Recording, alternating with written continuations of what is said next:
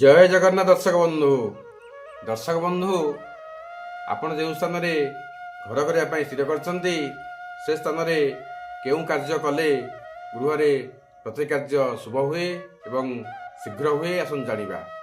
ପ୍ରଥମେ ଯେଉଁ ସ୍ଥାନରେ ଗୃହ କରିବେ ସେ ସ୍ଥାନରେ କଳା ରାଶିକୁ ସବୁଆଡ଼େ ବୁଣି ଦିଅନ୍ତୁ।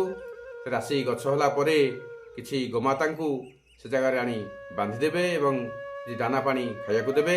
ଗୋମାତା ରାଶି ଗଛକୁ ଖାଇ ଚକଟି ମନ୍ଥି ସେ ଜାଗାକୁ ପବିତ୍ର କରିଦେବେ। ଘର କରିବା ପୂର୍ବରୁ ପ୍ରଥମେ ସେ ଜାଗାରେ କିଛି ବାଲିଟି ପାଣି ପକାନ୍ତୁ। ଇଟା କିମ୍ବା କୌଣସି ପଥର ପକାଇବେ ନାହିଁ। ଯେଉଁଦିନ ବନ୍ଧପତ୍ର କରିବେ ଦକ୍ଷିଣ ପଶ୍ଚିମ କୋଣରୁ ଆରମ୍ଭ କରି ଉତ୍ତର ପୂର୍ବ କୋଣ ଆଡ଼କୁ ବୃଦ୍ଧି କରନ୍ତୁ।